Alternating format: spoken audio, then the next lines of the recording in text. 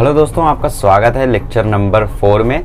और आज हम लोग डिस्कस करने वाले हैं एक्सरसाइज 4.3। तो मेरे कैलकुलेशन के हिसाब से ये जो एक्सरसाइज है ये तो एक लेक्चर में हो जानी चाहिए, बट फिर भी देखते हैं कंसेप्ट बताने के हिसाब से रहेगा ये, ठीक है। अगर मैं कंसेप्ट 20 मिनट के अंदर बता ले जाता हूँ तो 1 घंटा 10 मिनट में एक्सरसाइज खत्म हो जाएगी, ठीक है। तो शुरू करते हैं फटाफट से। तो अभी तक हम लोगों ने जो भी पढ़ा वो सब कुछ हमने पढ़ा था homogeneous equation of second degree का, ठीक है। मतलब अभी तक हमने जो कुछ पढ़ा वो इस लाइन के लिए पढ़ा, ax² + 2hxy + by² के लिए, ठीक है। तो ये लाइन जो थी, ये जो कंबाइंड इक्वेशन था, इस कंबाइंड इक्वेशन के अंदर दो लाइंस थी। सपोज एक लाइन थी y1 = m1x और दूसरी लाइन थी y = m2x। तो बेसिकली इसमें दो लाइंस थी, y = m1x और y = m2x। तो इनकी खासियत ये थी कि ये सब कहाँ से पास हो रही थी, ये सब ओरिजिन से पास हो रही थी, ये इनकी खासियत थी। तो सिर्फ इन्हीं को हम लोग पढ़े जा रहे थे, है ना। ओरिजिन से पास हो रहा है, ओरिजिन से पास हो रहा है, ऐसा हो रहा है, वैसा हो रहा है, परपेंडिकुलर हो रहा है, पैरेलल हो रहा है, बट जो भी हो रहा है सब ओरिजिन से ही पास होकर हो रहा है, ठीक है। तो बेसिकली 4.3 में हम लोग ओरिजिन से ना पास कर हम लोग एक जनरल इक्वेशन बनाएंगे लाइन का, ठीक है। मतलब जनरल कंबाइंड इक्वेशन निकालेंगे लाइन का, जो कि मतलब देखते हैं क्या आता है। तो बेसिकली अब की बार हम लोग ऐसा करेंगे कि भाई लाइन जो है वो कहीं से भी पास हो सकती है, ओरिजिन वाला कोई रिस्ट्रिक्शन नहीं है। 4.1 4.2 में क्या खासियत थी कि जो लाइन थी वो फिक्स कर दिया गया था कि पास तो ओरिजिन से ही होना है, ठीक है। बाकी फिर परपेंडिकुलर रहे, पैरेलल रहे, एंगल रहे, उससे हमें फर्क नहीं पड़ता, राइट। ओके, तो आज हम लोग निकालेंगे general second degree equation in X and Y. आज हम लोग निकालेंगे general second degree equation in X and Y, ठीक है। तो ये हमारा थियरम नंबर 4.5 भी है, बेसिकली ये पांचवा थियरम भी है। पहला थियरम क्या था, u.v = 0। दूसरा थियरम क्या था, h² - ab > 0। तो ये पेयर ऑफ लाइन को रिप्रेजेंट करता है वो वाला, ठीक है। और तीसरा थियरम क्या था, तीसरा भी थियरम उसी से रिलेटेड था, राइट। उसी का कन्वर्स हमारा तीसरा थियरम था कि अगर दो इक्वेशन ऐसा है तो उनका कंबाइंड इक्वेशन जो आता है होमोजीनियस आता है। वो पहला थ्योरम u.v = 0, दूसरा थ्योरम होमोजीनियस वाला, तीसरा थ्योरम इस होमोजीनियस वाले का कन्वर्स, मतलब अगर ऐसा है तो ऐसा होगा, ठीक है। चौथा थ्योरम tan थीटा वाला, और यह पांचवा थ्योरम क्या कहता है, जैसे तुम्हारे पास दो लाइंस है, ठीक है। थ्योरम नंबर 5, जैसे तुम्हारे पास दो लाइंस है, जो भी अब थ्योरम लिख लेना तुम, ठीक है। लेट u क्या दे रखा है, u दे रखा है a1x + b1y + c1 = 0। अब हमने मान लिया कि भाई हमारा कोई जनरल केस नहीं है, अब यहाँ पे एक, ठीक है। भाई हमने जनरल केस मान लिया बेसिकली कि क्या होता है पर्टिकुलरली। अब तक हम लोग क्या करते थे, अभी तक हम लोग एक पर्टिकुलर केस मान रहे थे कि लाइन ओरिजिन से पास हो रही है, लेकिन अब हमने जनरल केस मान लिया कि ये लाइन कहीं से भी पास हो सकती है। तो इसलिए इक्वेशन आ गया a1x + b1y + c1 = 0। और v का इक्वेशन क्या आ गया, v का इक्वेशन आ गया a2x + b2y + c2, ठीक है, बराबर 0। ओके, अब हमें क्या करना है, अब हमें निकालना है कंबाइंड इक्वेशन। तो इनका कंबाइंड इक्वेशन कैसे आएगा, इन दोनों को मल्टीप्लाई करके ही आएगा obviously. So therefore the combined equation निकालते देखते हैं क्या आता है, विल बी गिवन बाय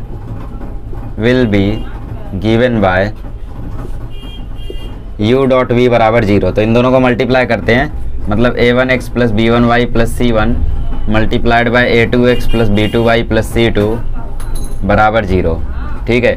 तो a1 के साथ पूरा ब्रैकेट ओपन होगा, सॉरी a1x के साथ पूरा ब्रैकेट ओपन होगा, जो कि है a2x + b2y + c2, और प्लस b1y के साथ पूरा ब्रैकेट ओपन होगा a2x + b2y + c2, और फिर c1 के साथ ओपन होगा पूरा bracket, that is a2x + b2y + c2 = 0, ठीक है। तो इसको सॉल्व करते हैं तो ये हो जाएगा a1 a2x², ये हो जाएगा a1 b2xy, और ये हो जाएगा a1 c2x, ये हो जाएगा a2 b1xy, ये हो जाएगा b1 b2y², ये हो जाएगा b1 c2y, ये हो जाएगा a2 c1x, और ये हो जाएगा b2 c1y, और ये हो जाएगा c1 c2 = 0, ठीक है। तो अब इसमें भी हम लोग वही काम करेंगे, सब्स्टिट्यूट कर देंगे कुछ। हम लोग a1 a2 को मान लेंगे a, b1 b2 को मान लेंगे b, ठीक है। और a2 b1 + a1 b2 को, ठीक है, a2 b1 और a1 b2, ठीक है। तो a2 b1 और a1 b2 में ढूंढ रहा हूँ बेसिकली कहाँ है, a2 b1 और a2 b1 और a1 b2, ठीक है। तो देखो पहले मैं सिंप्लीफाई कर देता हूँ थोड़ा, ताकि आप लोगों को समझा सकूँ, राइट। अभी से करना आई डोंट थिंक उतना बढ़िया रहेगा, फेल नहीं आएगा तुम्हें, है ना। तो मैं सिंप्लीफाई कर देता हूँ पहले। सो ये हो गया a1 a2 x square plus यहाँ से xy कॉमन लूँगा तो अंदर बचा a1 b2 plus a2 b1। ठीक है, यहाँ से xy और यहाँ से xy मैंने कॉमन ले लिया तो ये बचा। फिर यहाँ से मैं x कॉमन लूँगा तो अंदर बचेगा a1 c2 plus a2 c1। ठीक है, मैंने यहाँ से x कॉमन ले लिया इन दोनों में से। फिर मैं y कॉमन लेता हूँ तो बचेगा b1 c2 plus b2 c1। ठीक है, फिर क्या है, फिर है b1 b2 y स्क्वायर और c1 c2 बराबर 0। b1 b2 y square plus c1 c2 बराबर 0। ठीक है, तो देखो यहाँ पे होता क्या है, हम लोग इसे मान लेते हैं 2h, इसे मान लेते हैं a, इसे मान लेते हैं g, राइट, 2g मान लेते हैं इसे मान लेते हैं 2f, इसे मान लेते हैं b और इसे मान लेते हैं c।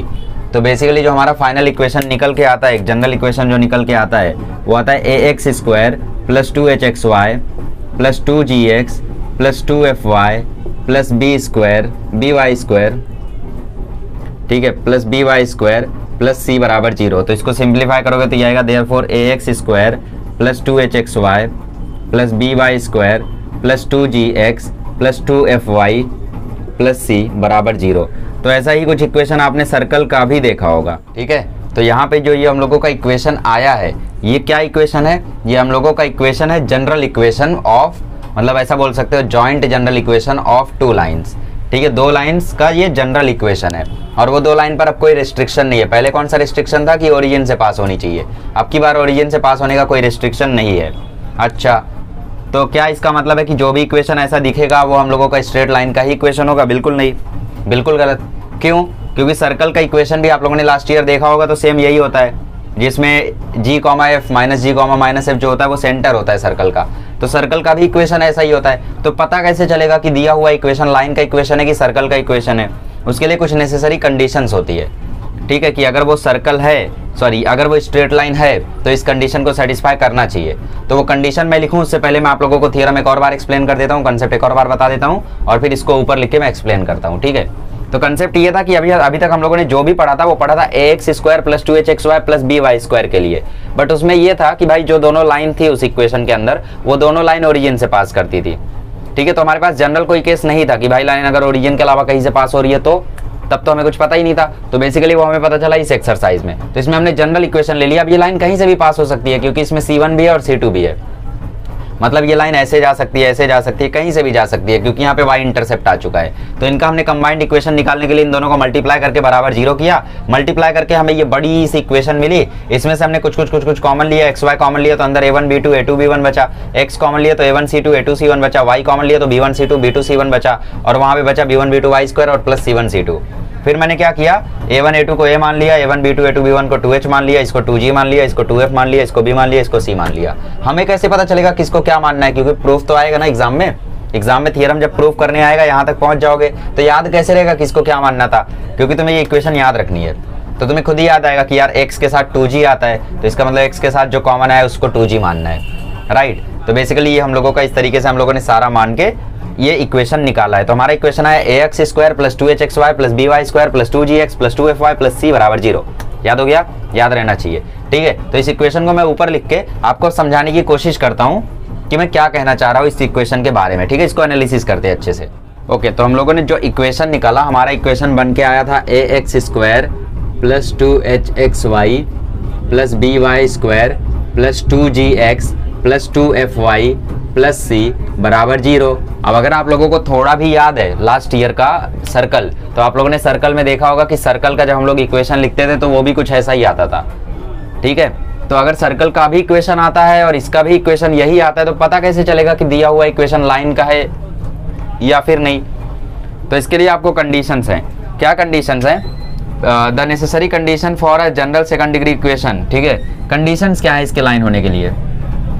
पहली कंडीशन ये है कि आप लोगों को ब्रैकेट करना 0 है। कौन सा ब्रैकेट? ये देखो, ये वाला ब्रैकेट। ब्रैकेट क्या है? ब्रैकेट है, ऐसे आप लोग इसे याद कर सकते हो, ऑल हैंडसम गाइज। ठीक है, all handsome guys have best friends go for college.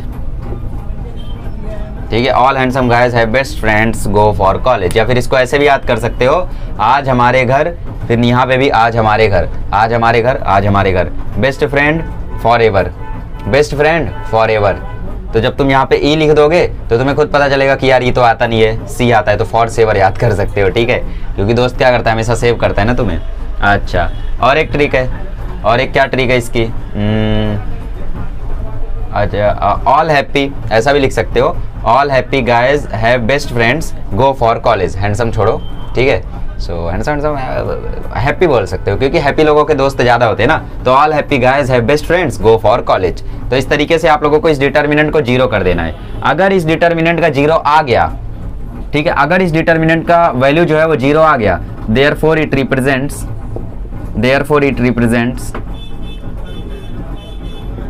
Pair of line. अगर इस डिटर्मिनेंट का वैल्यू जीरो नहीं आया तो इसका मतलब पेयर ऑफ लाइन रिप्रेजेंट नहीं करता। तो बेसिकली आप कोई सर्कल का इक्वेशन उठा लो, लास्ट ईयर की टेक्स्ट बुक अगर आपके पास है तो छठवां चैप्टर खोलो सर्कल, और उसमें से कोई भी एक सर्कल का इक्वेशन उठा लो और उसकी वैल्यूज यहाँ पे डालो, A H G H V F G F C की वैल्यू डालो, और वैल्यूज डालने के बाद तुम्हें खुद पता चलेगा कि आंसर नहीं आ रहा है, मतलब जीरो नहीं आ रहा है। तो बेसिकली जीरो तभी आएगा जब यहाँ पे वो वैल्यूज आएंगी जो कि एक पेयर ऑफ लाइन को मल्टीप्लाई करके लाई गई हैं तब। तो बेसिकली ये डिटर्मिनेंट जीरो होना चाहिए, तब जाके ये रिप्रेजेंट करेगा पेयर ऑफ लाइन। और दूसरी कंडीशन है H square minus A B should be greater than equal to zero. तो ये तो मैंने पिछले लेक्चर में भी बताया था कि एच स्क्वायर माइनस ए बी क्या होता है, डिस्क्रिमिनेंट होता है, और डिस्क्रिमिनेंट अगर ग्रेटर देन जीरो होगा तभी तो रूट्स रियल होंगे। तो इसका मतलब डिटर्मिनेंट अगर greater than equal to zero होगा तभी जाके रिप्रेजेंट करेगा पेयर ऑफ लाइन। तो दोनों कंडीशन सेटिस्फाई होनी चाहिए। अब इसी कंडीशन को कुछ लोग ऐसे भी लिखते हैं, जैसे डिटर्मिनेंट एक्सपांड कर दो तो ये हो जाएगा B C minus F square, फिर माइनस एच के साथ खोलोगे तो ये हो जाएगा H C minus G F, ठीक है, H C minus G F, फिर प्लस जी के साथ ओपन करोगे तो ये हो जाएगा H F minus G B बराबर जीरो। तो इसको एक्सपांड करके देखो आ गया A B C minus A F square minus H square C plus G H F minus G square B बराबर जीरो। तो बेसिकली इन दोनों को ऐड कर दिया जाता है, राइट, इसीलिए 2FGH आ जाता है। So A B C minus A F square minus, ठीक है, देखो जैसा ऑर्डर में वैसा लिखता हूँ, प्लस 2FGH है, मतलब इन दोनों को ऐड कर दो तो प्लस 2FGH, फिर उसके बाद है minus B A F square, फिर उसके बाद है माइनस जी स्क्वायर बी मतलब माइनस बी जी स्क्वायर, फिर माइनस सी एच स्क्वायर बराबर जीरो। तो देखो इसको याद करना बहुत ही ज़्यादा आसान है। आपको याद है नहीं, हमें याद करवा रहे हो? अरे मुझे याद है यार, मैं ऑर्डर देख रहा था। देखो याद करना बहुत ही ज़्यादा आसान है, कैसे, ऑर्डर से ही। देखो A B C plus 2 times alphabet पढ़ो, कहाँ से, एफ से, एफ के बाद क्या आता है जी, जी के बाद क्या आता है एच, फिर माइनस, पहले कौन आता है अल्फ़ाबेट्स में, सबसे पहले कौन आता है ए, फिर एफ जी एच में पहले कौन आता है एफ, तो ए एफ स्क्वायर, माइनस ए के बाद कौन आता है बी, एफ के बाद कौन आता है जी, जी स्क्वायर, फिर बी के बाद कौन आता है सी, जी के बाद कौन आता है एच, तो जी एच स्क्वायर। नहीं समझे? देखो अल्फ़ाबेट्स पढ़ो ए बी सी, ठीक है, अब 2 टाइम्स अल्फ़ाबेट्स पढ़ो एफ से लेके एच तक, एफ जी एच, फिर माइनस, यहाँ पे अब कैसे लिखना है, ए बी सी प्लस 2FGH याद कर लो, और यहाँ के बाद कैसे लिखना है, देखो अल्फ़ाबेट में सबसे पहले कौन आता है ए, एफ जी एच में सबसे पहले कौन आता है एफ, तो ए एफ स्क्वायर, ए के बाद कौन बी, एफ के बाद कौन जी, एफ पे स्क्वायर था तो जी पे भी आएगा, बी के बाद कौन सी, जी के बाद कौन एच, जी पे स्क्वायर था तो एच पे भी स्क्वायर आएगा। समझे? तो इस तरीके से इसको हम लोग रिजॉल्व करते हैं। तो बेसिकली आप इसमें भी डाल सकते हो या तो आप डिटर्मिनेंट में भी डाल सकते हो। तो सबकी ट्रिक्स मैंने बता दी, आप लोग ऐसे याद कर सकते हो, ठीक है। सो दीज लाइन्स आर, अब यहाँ पे कुछ रिमार्क्स लिखे हुए हैं, जो इंपॉर्टेंट रिमार्क्स है वो मैं भी लिख देता हूँ, ठीक है। So the acute angle given by 2 root H square minus A B upon A plus B, ठीक है। तो acute angle tan theta, theta निकालने का फॉर्मूला अभी भी वही है, क्या है, टेन थीटा बराबर 2 root H square minus A B upon A plus B, ठीक है, ठीक है। कंडीशन फॉर परपेंडिकुलर लाइन अभी भी वही है, क्या, ए प्लस बी बराबर जीरो, और पैरेलल लाइन की भी कंडीशन अभी भी वही है, एच स्क्वायर माइनस ए बी बराबर जीरो। ये परपेंडिकुलर के लिए और ये पैरेलल के लिए, ठीक है, ठीक है। अब कंडीशन दिया है पॉइंट ऑफ इंटरसेक्शन के लिए, ठीक है, तो वो मैं इसके बाद लिखाता हूँ, the expression in the expansion, ठीक है। जॉइंट इक्वेशन बहुत ही ज़्यादा जरूरी है, ओके। तो मैं क्या करता हूँ, मैं सारी इंपॉर्टेंट चीज़ें आप लोगों के सामने लिख देता हूँ। यहाँ पे देखो जितने भी रिमार्क्स यहाँ पे दे रखे ना, उनको मैं आपकी आंखों के सामने लिख देता हूँ ताकि आप लोग थोड़ा सा क्लियर हो जाओ कि आपको याद क्या क्या करना है। तो बेसिकली एक्सरसाइज तो बड़ी ही ज़्यादा छोटी है, क्योंकि कंसेप्ट सिर्फ एक है। क्या कंसेप्ट है कि भैया जो जनरल इक्वेशन होता है लाइन का, वो हम लोगों ने इस पर्टिकुलर एक्सरसाइज में, इस कंसेप्ट में सीखा है। और वो क्या होता है, वो होता है ए एक्स स्क्वायर प्लस 2hxy, ठीक है, plus B Y square plus 2gx plus 2fy plus C बराबर 0। ठीक है, it represents a pair of line, ये पेयर ऑफ लाइन रिप्रेजेंट करेगा if condition number A, expansion किसका, इस चीज का एक्सपांशन 0 आ जाए, या तो A B C minus 2fgh sorry plus 2fgh minus A B square minus minus A F square minus B G square minus C H square. Trick से याद किए मैंने। ठीक है, अच्छा दूसरी कंडीशन क्या है, दूसरी कंडीशन है H square minus A B should be greater than equal to 0। ठीक है, तो ये मैंने वहां पे लिखा था। अब देखो tan थीटा का फॉर्मूला अभी भी है, कुछ रिमार्क्स लिख लो यहाँ पे, रिमार्क्स मतलब याद रखने वाली चीजें। ठीक है, तो tan थीटा का फॉर्मूला अभी भी वही है। क्या है फॉर्मूला, tan थीटा का फॉर्मूला अभी भी 2√h square minus A B upon A plus B है। तो अगर ये वाला फॉर्मूला अभी भी यही है तो परपेंडिकुलर और पैरेलल की कंडीशन भी अभी भी यही है। ठीक है, एच स्क्वायर माइनस ए बी बराबर 0 for parallel, A plus B बराबर 0 फॉर परपेंडिकुलर। ठीक है, 3 कंडीशंस हो गई। ओके, आगे फिर लिखा हुआ है, अच्छा ये जो लाइन्स होंगी ना ये हमेशा पैरेलल होंगी किसके, ये लाइन्स हमेशा पैरेलल होंगी उन लाइन्स के जो ओरिजिन से पास हो रही है। ठीक है, मतलब जिनका general equation A x square plus 2hxy plus B Y square है, उनके ये लाइन्स हमेशा पैरेलल होंगी। मतलब ये जो जनरल इक्वेशन निकाला है, ये इक्वेशन में जो लाइन्स हैं वो इस इक्वेशन की लाइन्स में हमेशा पैरेलल होंगी। ठीक है, अच्छा तो वो छोड़ दो, उसको भूल जाओ, कोई बात नहीं।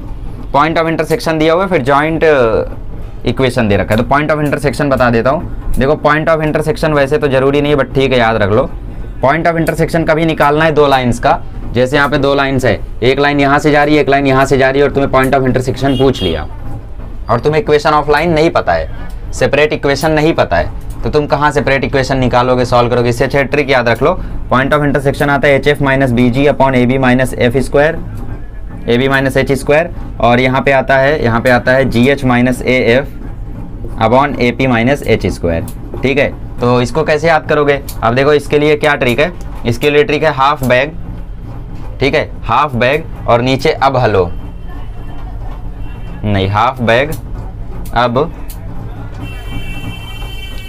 अब हाई मतलब ऊपर स्क्वायर। ठीक है, तो हाफ बैग अब हाई, और यहाँ का क्या ट्रिक है, यहाँ का ट्रिक घफ डायरेक्टली इसको घफ पढ़ लो। ठीक है, घफ GHAF खत्म। ठीक है, हाफ बैग और ये घफ, और नीचे अब हाई मतलब A B minus H square. ठीक है, तो ये पॉइंट ऑफ इंटरसेक्शन आता है किन्हीं 2 लाइंस का। ठीक है, अच्छा और कंडीशन क्या है कि अगर ये इंटरसेक्ट करते हैं तो एच स्क्वायर माइनस ए बी जो है वो ग्रेटर देन 0 आता है। कब, अगर इंटरसेक्ट करते हैं। अच्छा इक्वल टू 0 क्यों नहीं, क्योंकि इक्वल टू 0 पे वो क्या हो जाएंगे, कोइंसिडेंट हो जाएंगे, या तो पैरेलल हो जाएंगे। तो पैरेलल हो जाएंगे तो भी इंटरसेक्ट नहीं करेंगे, कोइंसिडेंट हो जाएंगे, एक के ऊपर एक आ जाएंगे तो भी उसको इंटरसेक्शन नहीं बोलेंगे। तो बेसिकली ग्रेटर देन 0 होना चाहिए। लेस देन 0 हो गया तो तब तो लाइन्स एग्जिस्ट ही नहीं करेगी, आयोटा में चला जाएगा वो तो। ठीक है, अच्छा जॉइंट इक्वेशन का ट्रिक दे रखा है यहाँ पे, जॉइंट इक्वेशन याद कर लो, बहुत इंपॉर्टेंट है एमसीक्यूज के लिए, मिसलेनियस में आएगा। देखो जॉइंट इक्वेशन क्या होता है, जॉइंट इक्वेशन को रिप्रेजेंट किया जाता है X square minus Y square A minus B X Y. इसको रिप्रेजेंट ऐसे किया जाता है X square minus Y square upon X Y बराबर A minus B upon H. Text book में आपके चाहे जैसा भी लिखा हो आपको ऐसे याद करना है। ठीक है, टेक्स्ट बुक में आपको मल्टीप्लाई करके लिखा हुआ है, बट मैं ऐसे याद करता हूँ और जिनको भी याद करवाता हूँ ऐसे याद करवाता हूँ। ठीक है, X Y A minus B H X square minus Y square. तो बेसिकली आपको ये ऐसे याद रखना है। ठीक है, ये किसका जॉइंट इक्वेशन, जैसे आपको एक सेकंड डिग्री का इक्वेशन ऐसा दे दिया। ठीक है, सेकंड डिग्री नहीं बोलेंगे क्योंकि यहाँ पे सबकी डिग्री 2 नहीं है। ठीक है, होमोजीनियस तो नहीं है। सेकंड डिग्री इसलिए बोल सकते हैं क्योंकि हाईएस्ट पावर 2 है, बट ये होमोजीनियस नहीं है, बट सेकंड डिग्री बोल सकते हैं क्योंकि हाईएस्ट पावर 2 है। ठीक है, ठीक है, तो जब भी आप लोगों को ऐसा इक्वेशन दे दे और आपसे बोल दे कि इसका जॉइंट इक्वेशन निकालो एंगल बाइसेक्टर का, joint equation of angle bisector, joint equation of angle bisector, ऐसा कुछ अगर कहीं पे भी मिल जाए तो ये फॉर्मूला आपको याद रहना चाहिए, X square minus Y square, नीचे उसी के भाई मतलब X square minus Y square के भाई कौन एक्स वाई, और इधर A minus B upon H. ठीक है, तो ये था छोटा मोटा ट्रिक, छोटी मोटी चीज़ें। अब बाकी आप लोग देख लो। ठीक है, और कुछ तो नहीं है, तो यही है बस। ठीक है, दोबारा देख लो, डिटर्मिनेंट 0 होगा तभी पेयर ऑफ लाइन का इक्वेशन होगा ये, और H square minus A B भी ग्रेटर देन 0 होना चाहिए। फिर tan थीटा बेटा का सबका फॉर्मूला सेम है, पॉइंट ऑफ इंटरसेक्शन हाफ बैग अपॉन अब हाई, और यहाँ पे घफ ठीक है, ये पॉइंट ऑफ इंटरसेक्शन का फॉर्मूला आता है। और जॉइंट इक्वेशन होता है एंगल बाइसेक्टर का x² - y² अपॉन xy बराबर a - b अपॉन h। चलिए क्वेश्चन सॉल्विंग शुरू करते हैं। चलिए क्वेश्चन नंबर 1 सॉल्व करते हैं। क्वेश्चन नंबर 1 में बोला है find joint equation of pair of lines. ठीक है, तो आपको जॉइंट इक्वेशन पता करना है। सिंपल है।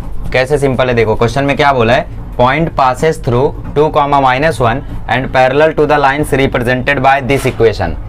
इस इक्वेशन में जो भी लाइंस हैं, इस इक्वेशन में पर्टिकुलरली 2 लाइंस होंगी, तो उन दोनों लाइन के ये दोनों लाइंस पैरेलल हैं और साथ ही वो पास होती हैं 2, -1 से। तो तुम्हें क्या करना होगा, तुम्हें इन दोनों लाइंस का स्लोप निकालना होगा और उन दोनों का स्लोप इन दोनों लाइंस के स्लोप के बराबर करना होगा। फिर स्लोप पॉइंट फॉर्म से तुम्हें ये 2, -1 यूज करके उन दोनों का इक्वेशन निकालना पड़ेगा और जैसे इक्वेशन आएगा तुरंत उसको मल्टीप्लाई करके जॉइंट इक्वेशन आ जाएगा। रोड मैप क्लियर हुआ? तो रोड मैप ऐसा है कि पहले हम लोग वो निकाल लेते कि इन दोनों में कौन सी 2 लाइंस छुपी हैं जिनके पैरेलल ये लाइंस हैं, जिनका हमें जॉइंट इक्वेशन पता करना है। ठीक है, सो गिवन इक्वेशन इज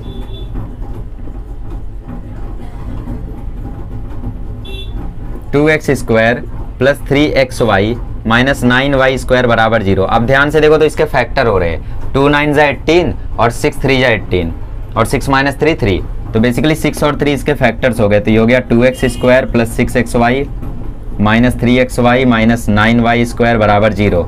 यहाँ से 2x लोगे कॉमन तो अंदर आ जाएगा x + 3y। यहाँ से -3y ले हुए कॉमन तो अंदर आ जाएगा x + 3y। ठीक है, तो बेसिकली 2 इक्वेशंस आ गए, 2x - 3y और x + 3y बराबर 0। ठीक है, तो आपको जो 2 लाइंस निकालनी है वो 2 लाइंस इन दोनों के पैरेलल है, तो इन दोनों का स्लोप निकाल लो। तो देयरफॉर स्लोप ऑफ लाइन, सबसे पहले इनको यार कुछ मान लो। ठीक है, इनको L1 L2 मान लो। Let 2x - 3y be the line L1। ठीक है, 2x - 3y बराबर 0।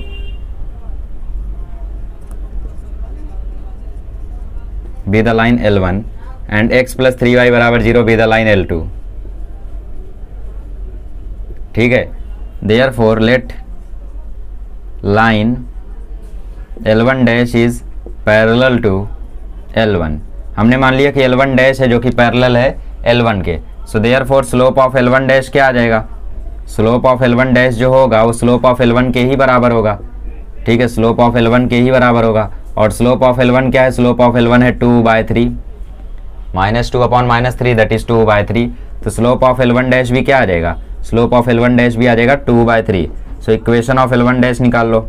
इक्वेशन ऑफ L1 डैश आ जाएगा y - y1 मतलब y - -1 is equals to m मतलब क्या, स्लोप कितना 2/3, x - x1 तो ये x - 2। अब इसको रिजॉल्व कर लो।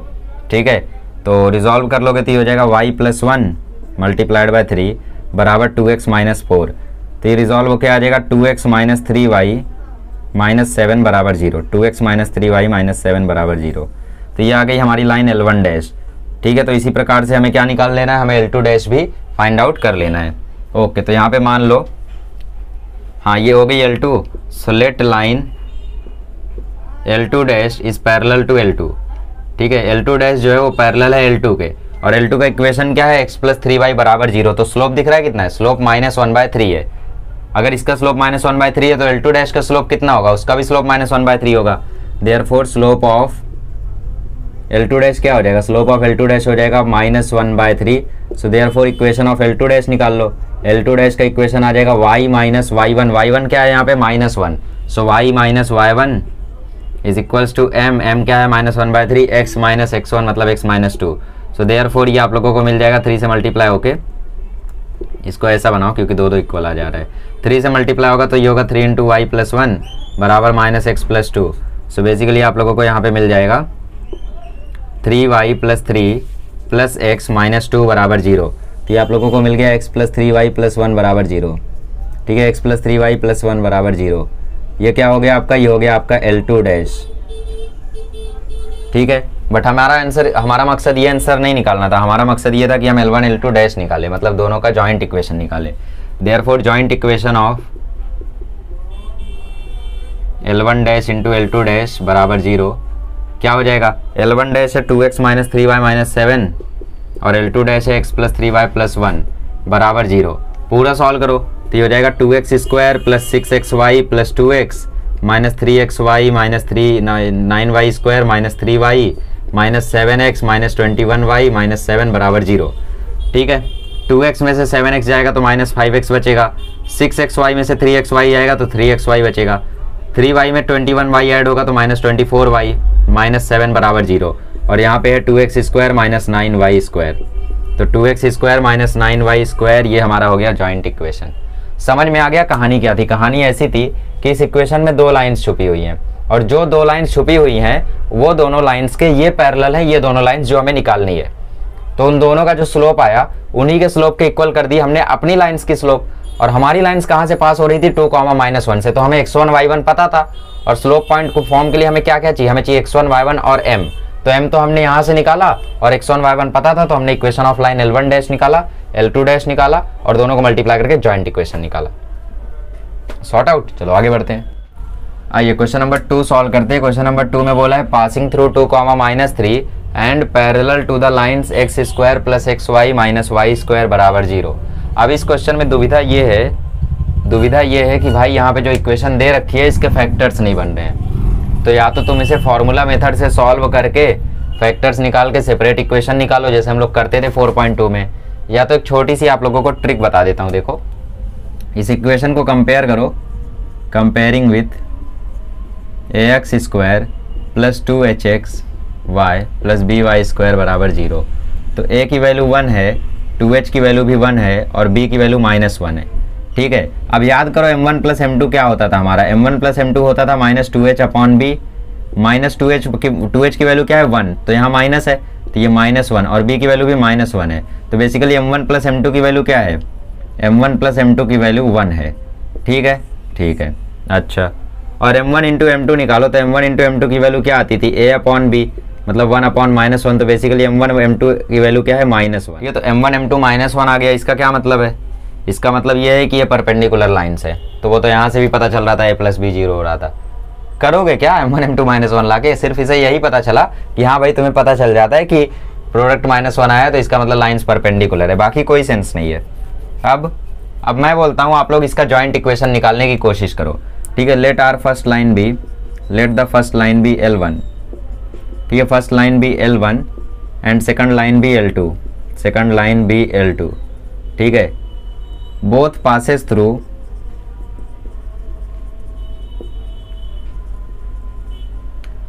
-3। तो इनके इक्वेशंस क्या आ जाएंगे? y -3 is equals to m1 x -2 और दूसरे का इक्वेशन क्या आ जाएगा? दूसरे का इक्वेशन आ जाएगा L2 का इक्वेशन और ये L1 का इक्वेशन था।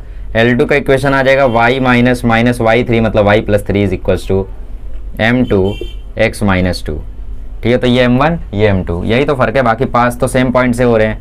सो y + 3 बराबर m1 x -2 एंड L2 का इक्वेशन आ रहा है y + 3 बराबर m2 x -2। ठीक है, ये हो गया L1। तो अभी हम लोग क्या करते हैं? जॉइंट इक्वेशन निकालते हैं। तो therefore joint equation is given by L1 L2 बराबर 0। ठीक है, सो y + 3 इसको देखो इस साइड लेकर आ जाओ। सो y + 3 minus m1 x + 2 m1 बराबर 0। ठीक है, ठीक है, और ये हो जाएगा y + 3 minus m2 x + 2 m2 बराबर 0। तो इन दोनों को हमें मल्टीप्लाई करना है। ठीक है, तो y + 3 minus m1 x + 2 m1 multiplied by y + 3 minus m2 x + 2 m2 बराबर 0। तो मल्टीप्लाई करते हैं। देखो y से अगर पूरा ब्रैकेट ओपन करेंगे तो y इंटू वाई हो जाएगा y स्क्वायर, y जब 3 से मल्टीप्लाई हो जाएगा 3y, m2 x से होगा तो m2 xy, फिर 2m2 से होगा तो 2m2 y आएगा। अभी हम लोगों ने सिर्फ y से मल्टीप्लाई किया सबको। ठीक है, ओके, अब हम लोग 3 से करते हैं। सो 3 से करेंगे तो ये हो जाएगा 3y प्लस 3 3 या 9 माइनस 3m2x। ठीक है, प्लस 6m2। अब ये माइनस m1 x से करते हैं। So minus m1 xy minus 3m1x plus m1 m2 x square और माइनस m1 x जब 2m2 से मल्टीप्लाई होगा तो माइनस 2m1 m2 x। अब 2m1 मल्टीप्लाई करते हैं तो ये हो जाएगा 2m1 y plus 6m1 minus 2m1m2x, ठीक है, और प्लस 4m1m2 बराबर 0, ठीक है। अब देखो यहाँ से हमें ये सीख मिल रही है कि भाई m1 m2 की वैल्यू हमें पता है, तो जहाँ जहाँ m1 m2 है ना वहाँ वैल्यूज पुट कर दो और कॉमन लेके कोशिश करो कहीं कहीं m1 प्लस m2 बनाने की, ठीक है। ओके, तो कॉमन लेते हैं, देखो कुछ कुछ, पहले m1 m2 की जगह -1 डाल देते हैं।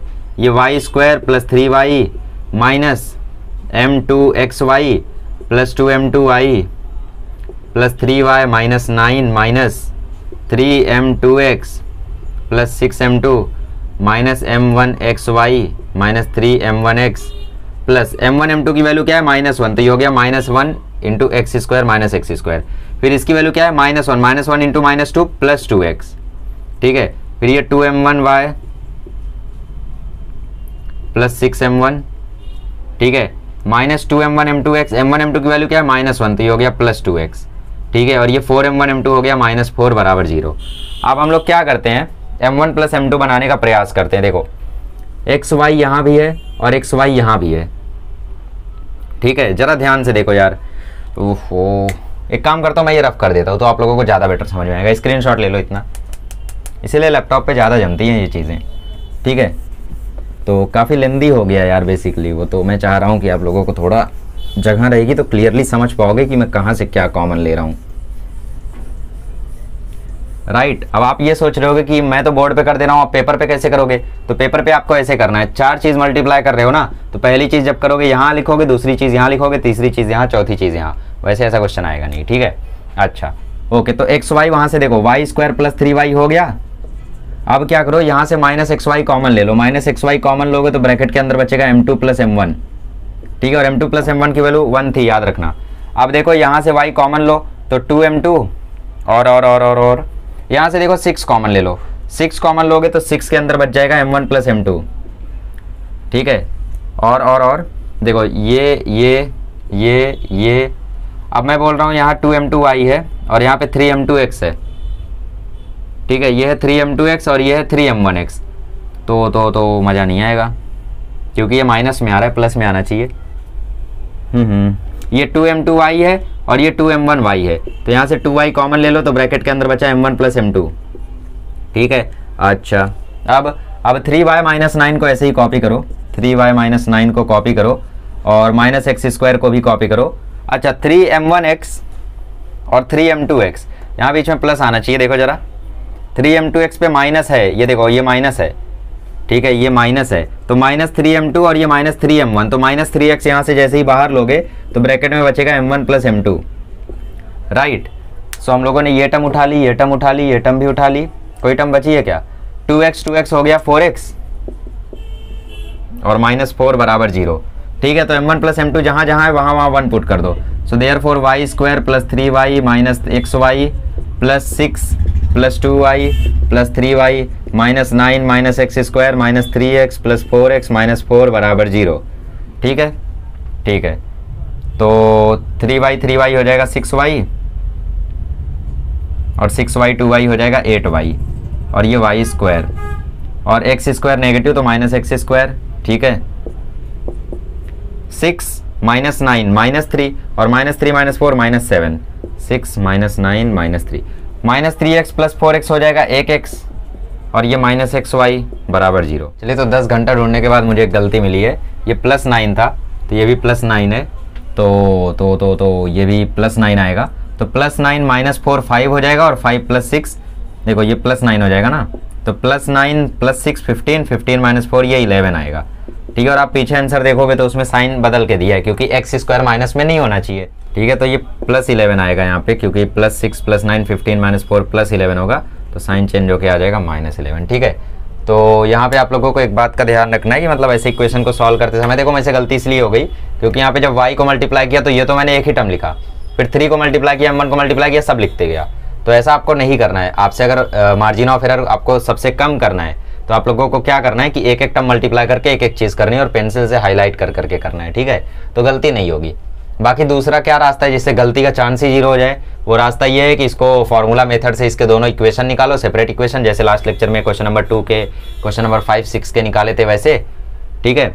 और उसके बाद क्या करो, उन दोनों इक्वेशन में से स्लोप ढूंढो और स्लोप को इस लाइन के इक्वल करो, फिर y माइनस वाई वन बराबर m x minus x one लगा के निकाल लो। तो ये भी रास्ता है, तो आपकी मर्जी है आपको क्या करना है। ठीक है, चलिए आगे बढ़ते हैं, क्वेश्चन नंबर 2 करते हैं। चलिए क्वेश्चन नंबर 2 देखते हैं। क्वेश्चन नंबर 2 में बोला है show that this equation does not represents the pair of line. तो मैंने आपको बोला था कि अगर आपको क्वेश्चन में रिप्रेजेंट करने का क्वेश्चन पूछ ले कि भाई पता करो ये इक्वेशन लाइन को रिप्रेजेंट करता है या नहीं, तो उसके लिए 2 कंडीशन है। पहली कंडीशन है डिटर्मिनेंट 0 करो, वो ए एच जी, ठीक है, अपॉन ए एच जी, यहाँ पे भी फिर यहाँ पे जी एफ एफ सी, ठीक है, बी एफ एफ सी। तो ये चीज़ आप लोगों को डिटर्मिनेंट निकाल के उसको 0 करना है। 0 हो गया तो रिप्रेजेंट करता है, ज़रूरी नहीं है। तुम्हें h square minus A B भी निकालना है, हो सकता है एच स्क्वायर माइनस ए बी लेस देन 0 आ जाए, क्योंकि उसको ग्रेटर देन 0 रहना चाहिए, राइट। तो सबसे पहले हम लोग डिटर्मिनेंट निकाल के चेक करते हैं। So comparing with a x square plus 2hxy plus 2y square b Y square, ठीक है, plus 2gx plus 2fy plus c बराबर 0। सो देयरफॉर a बराबर है 1, 2h बराबर है 2, b बराबर है 2, 2g बराबर है 2, 2f बराबर है 2, c बराबर है 1। तो बेसिकली h की वैल्यू भी 1 आ गई, b की वैल्यू 2 आ गई, g की वैल्यू भी 1 आ गई, f की वैल्यू भी 1 आ गई और c की वैल्यू भी 1 आ गई। तो हमारा डिटर्मिनेंट क्या है, कंसीडर d बराबर a H g b f f c, ठीक है। तो इसको हम लोग निकालते हैं। तो यहाँ पे देखो a की जगह 1, h की जगह 1, g की जगह 1, h की जगह 1, b की जगह 2, f की जगह 1, g की जगह 1 1 1। तो कभी भी डिटर्मिनेंट में अगर 2 रो या 2 कॉलम सेम हो जाती है तो उसका आंसर वैसे भी 0 हो जाता है। बट फिर भी अगर आपको नहीं पता है तो आप एक्सपांड कर लो। 1 into 2 minus 1 1, minus 1 into 1 minus 1 0, plus 1 into 1 minus 2 minus 1। तो बेसिकली 1 माइनस 0 माइनस 1, तो ये तो 0 आ गया। सो डिटर्मिनेंट तो 0 आ रहा है, मतलब हो सकता है पेयर ऑफ लाइन रिप्रेजेंट करता हो। बट हमें क्या निकालना है, एच स्क्वायर माइनस ए b. Now h square minus ए बी, एच स्क्वायर माइनस ए बी, एच कितना है 1, तो ये हो गया 1 का स्क्वायर, माइनस ए कितना है 1, बी कितना है 2, तो ये हो गया 1 इंटू 2। तो बेसिकली आपका आ रहा है 1 माइनस 2, मतलब ये आ रहा है minus 1 which is less than 0। So since h square minus A b is less than 0, therefore it does not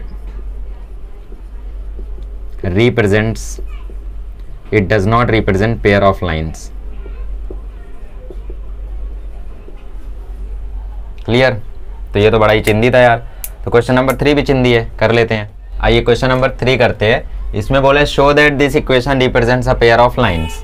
तो क्या करना है, वही डिटर्मिनेंट 0 करना है और एच स्क्वायर माइनस ए बी देखना है। तो बेसिकली डिटर्मिनेंट भी 0 आएगा और H square minus A B भी पॉजिटिव ही आएगा। क्यों, क्योंकि ये पेयर ऑफ लाइन रिप्रेजेंट कर रहा है। तो कंपेयरिंग करते हैं इससे। तो a बराबर आ जाएगा 2, 2h बराबर आ जाएगा -1, b बराबर आ जाएगा -3, 2g बराबर आ जाएगा -6, 2f बराबर आ जाएगा 19, c बराबर आ जाएगा -20। बड़ा भारी क्वेश्चन है यार। सो a बराबर आ गया 2, h बराबर आ गया -1/2, b बराबर आ गया -3, g बराबर आ गया -3, f बराबर आ गया f बराबर 19/2 और c बराबर -20। So consider determinant is equals to a H g b f f c, ठीक है। ओके, तो ये निकालते हैं। a की जगह 2, h की जगह -3, h की जगह -1/2, b की जगह g की जगह -3, h की जगह -1/2, b की जगह -3, f की जगह 19/2, g की जगह -3, f की जगह 19/2 और c की जगह -20। तो इसका डिटर्मिनेंट कैलकुलेट करते हैं, वो भी एक चैलेंज है, राइट। सो 2 -3 -20 जा 60, 60 -19 इंटू 19 अपॉन 2 इंटू 2। तो 19 इंटू 19 361 आएगा और नीचे आएगा 4। सो -1/2 हो जाएगा +1/2। डिटर्मिनेंट एक्सपांड करना आता है ना, नहीं आता तो सिखाऊंगा नहीं। -1/2 इंटू -20 हो जाएगा 10 और माइनस ये हो जाएगा -3 इंटू 19/2। फिर यहाँ पे -3 के साथ डिटर्मिनेंट -1/2 इंटू 19/2 हो जाएगा -19/4। फिर -3 जा +9, तो ये आ जाएगा -9, क्योंकि बीच में तो माइनस ही होता है ना डिटर्मिनेंट के। आइए कैलकुलेट करते हैं। तो 2 ये हो जाएगा 240 -361 अपॉन 4, ठीक है, 240 -361 अपॉन 4 और ये हो जाएगा 10 + 57। देखो क्रॉस मल्टीप्लाई करो तो 10 2 ज़ा 20, 19 3 ज़ा 57 और माइनस माइनस प्लस हो गया और नीचे भी 4 हो गया। ये 1/2 अंदर गया तो 4 हो गया। फिर ये -3 इसको सिंप्लीफाई करो तो -19 -36 और अपॉन में 4, तो ये आपका नीचे देखो 4 रह गया हर जगह। अब देखो 240 -361 क्या होता है, -121, -121 टू ज़ा -242, 20 + 51 71, ठीक है। -19 -36 हो गया 45 55 और 55 3 ज़ा हो जाएगा 165, तो ये हो गया प्लस में 165। 165 में 71 जोड़ोगे कितना आएगा, जीरो आना चाहिए यार ये तो 165 71 242 आना चाहिए। 165 में 71 जोड़ो तो ये 6, ये 3, ये 1, I mean 2, तो हम लोग सिर्फ 6 नंबर पीछे रह रहे हैं।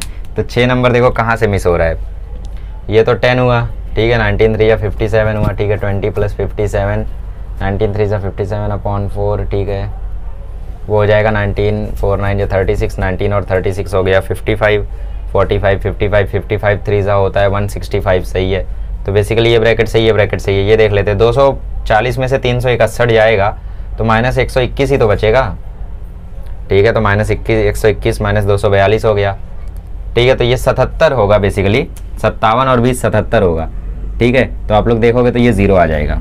6 की कमी हो रही थी तो 71 में साथ 6 जुड़ गया, ठीक है। तो ये 0 आ गया। अब हमें निकालना है h² - ab, तो h² - ab कैसे आएगा, h² की वैल्यू क्या हो जाएगी, -1/2 का square minus a into b, a क्या है 2 और b क्या है -3, तो ये हो गया 1/4 + 6, तो ये आ गया 25/4 जो कि है पॉजिटिव। देयरफॉर इट रिप्रेजेंट्स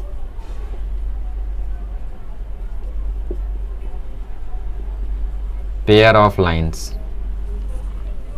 आसान था, चलो फिर आगे बढ़ते, फोर्थ कर लेते हैं। आइए क्वेश्चन नंबर नेक्स्ट करते हैं। इसमें बोला है show that the equation represents a pair of line, also find the acute angle between them. पहले तो शो कर देते हैं कि ये इक्वेशन ऑफ लाइन रिप्रेजेंट करता है, तो अब तो समझ ही गए हो यार। गिवन इक्वेशन इज, फिलहाल इक्वेशन लिख लो क्या है, given equation is 2x² + xy - y² + x + 4y - 3 = 0, comparing with ax² + 2hxy + by² + 2gx + 2fy + c = 0। So therefore a की वैल्यू आ जाएगी 2, 2h की वैल्यू आ जाएगी 1, b की वैल्यू आ जाएगी -1, 2g की वैल्यू आ जाएगी 1, 2f की वैल्यू आ जाएगी 4 और c की वैल्यू हो जाएगी -3, ठीक है। तो यहाँ से देखो h की वैल्यू हो गई 1/2, g की वैल्यू हो गई 1/2, f की वैल्यू हो गई 2। तो अब हम लोग डिटर्मिनेंट में लगा देते हैं, ठीक है। तो कंसीडर d बराबर ahg bffc, ठीक है। सो इसमें वैल्यू डाल दो ahg, ठीक है। फिर h की वैल्यू 1/2, b की वैल्यू -1 और f की वैल्यू 2, ओके। फिर g की वैल्यू 1/2, f की वैल्यू 2 और c की वैल्यू -3। सो इस डिटर्मिनेंट को खोलते हैं। सो 2 के साथ मल्टीप्लाई होगा, -1 - 3 ज़ा +3 और 2 2 ज़ा 4, फिर -1/2, 1/2 इंटू -3 हो जाएगा -3/2 और -1, फिर प्लस ये 1/2 के साथ 1/2 इंटू 2 होता है 1 और 1 माइनस मतलब प्लस 1/2, ठीक है, ठीक है। सो ये हो गया 2 इंटू -1, फिर -1/2, 3/2 और 1 ऐड कर दो तो ये आ जाएगा -5/2, फिर ये आएगा 1/2 इंटू 3/2, ठीक है। सो ये आ गया -2 + 5/4 + 3/4, ठीक है। सो रिजॉल्व कर लो, ये हो गया -8 + 5/4 + 3/4, तो ये आ गया -3/4, ठीक है। तो ये हो गया 0, इसका मतलब d बराबर 0 तो हो गया। अब एक और कंडीशन क्या है, h² - ab, तो h² - ab निकालो। h² मतलब 1/2 का स्क्वायर और -a क्या है, a है 2 और b क्या है, b है -1, तो ये आ जाएगा 1/4 + 2, तो बेसिकली ये आएगा 9/4 जो कि ग्रेटर देन 0 होता है। देयरफॉर दोनों कंडीशन सेटिस्फाई हो गई, d बराबर 0 हो गया और h² - ab पॉजिटिव हो गया।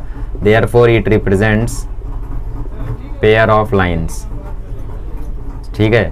सो देयरफॉर tan थीटा हम लोग निकाल देते हैं। Angle between them is given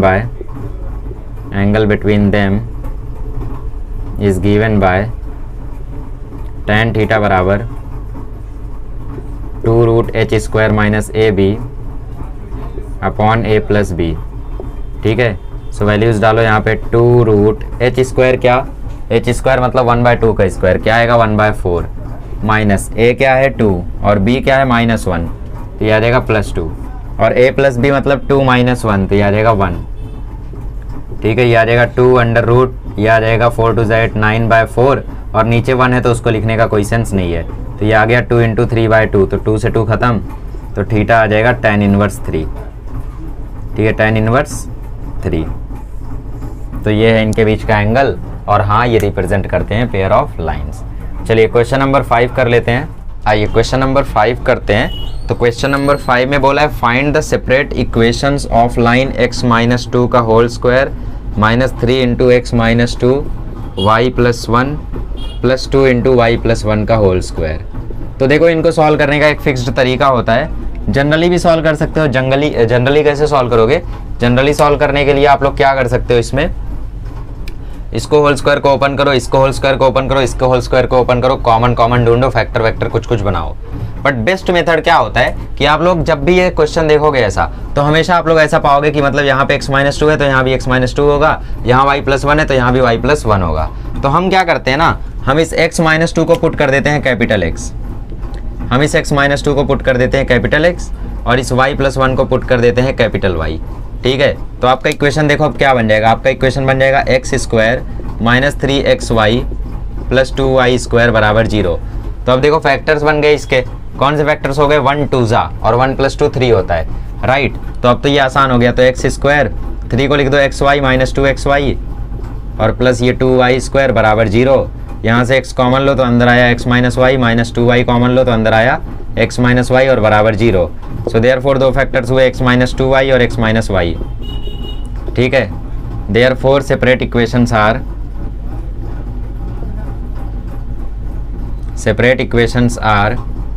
x - 2y = 0, that is x की जगह आप डाल दो दोबारा से x - 2, और y की जगह दोबारा डाल दो y + 1 = 0। तो इसको रिजॉल्व कर लो, तो x - 2 - 2y - 2 = 0, तो x - 2y - 4 = 0। ठीक है, और कौन है, और है x - y = 0, that is x की जगह डाल दो x - 2 और y की जगह डाल दो y + 1 = 0, x - 2 - y - 1 = 0। So therefore x - y - 3 = 0। छिंदे आसान। चलो सेकंड भी कर लेते हैं। ये क्वेश्चन नंबर 2 देखिए, क्वेश्चन नंबर 2 में है 10 × x + 1 का whole square plus x + 1 × y - 2 -3 × y - 2 का होल स्क्वायर। तो क्या करोगे, पुट कर दोगे किसको, x + 1 को पुट कर दोगे कैपिटल X, और y - 2 को पुट कर दोगे कैपिटल Y। देयरफॉर ये हो जाएगा 10x² + xy - 3y² = 0। 10 3 = 30, और इसके फैक्टर्स भी हो रहे हैं 6 और 5। अगर फैक्टर्स नहीं होंगे तो क्या करोगे, तब x² से डिवाइड करोगे और y/x को m मानोगे या t मानोगे, या जो भी तुम्हारा मन करेगा वो मानोगे। फिर उसके टर्म में सॉल्व करके जैसे हम लोग 4.2 में क्वेश्चन नंबर 2 किए थे वैसे करना है। ठीक है, 4.1 में जो क्वेश्चन नंबर 2 किए थे वैसा करोगे। फिर फिलहाल इसका फैक्टर बन रहा है 6 5 ज़ा, और 6 - 5 1 होता है, तो 10x² + 6xy - 5xy - 3y²। अब ये क्वाड्रेटिक सॉल्व करना मैं नहीं सिखाऊंगा यार। ठीक है, तो अगर तुम एक्सपेक्ट करते हो कि बताओगे क्या कैसे हो रहा है, क्वाड्रेटिक तो नहीं बताऊंगा ना यार मैं। 2x ले लो इसमें कॉमन, तो अंदर बचेगा 5x + 3y, इसमें -y ले लो कॉमन, तो अंदर बचेगा 5x + 3y = 0। तो एक इक्वेशन आ गया 2x - y, और एक इक्वेशन आ गया 5x + 3y = 0। So therefore separate equations are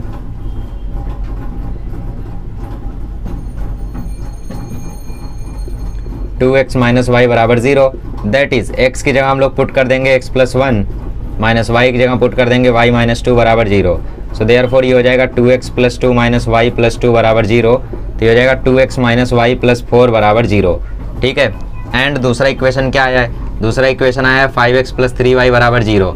x की जगह हम पुट कर देंगे x + 1, और y की जगह हम पुट कर देंगे y - 2 = 0। तो यहाँ पे डालो तो ये हो गया 5x + 5 + 3y - 6 = 0। सो ये हो गया 5x + 3y - 1 = 0। तो ये हो गए सेपरेट इक्वेशंस। आसान है यार ये तो। चलो आगे बढ़ते हैं, क्वेश्चन नंबर 6 करते हैं। Okay guys, so I think video थोड़ा लॉन्ग हो गया है, तो इसी के साथ हम लोग को इस लेक्चर को यहीं पे स्टॉप कर देना चाहिए। तो आज के लेक्चर के लिए बस इतना ही। ठीक है, अगले लेक्चर में मिलेंगे तो बचे हुए क्वेश्चंस को हम लोग सॉल्व कर देंगे, क्योंकि यार लेक्चर थोड़ा लेंदी हो गया था, राइट। तो बोर करने से अच्छा है कि मैं नए लेक्चर में मिलूँ, राइट, फ्रेश भी रहोगे। ओके, तो मिलते हैं अगले लेक्चर में। अगले लेक्चर में कंप्लीट कर देंगे एक्सरसाइज 4.3। चलिए मिलते हैं अगले लेक्चर में। Thank you so much.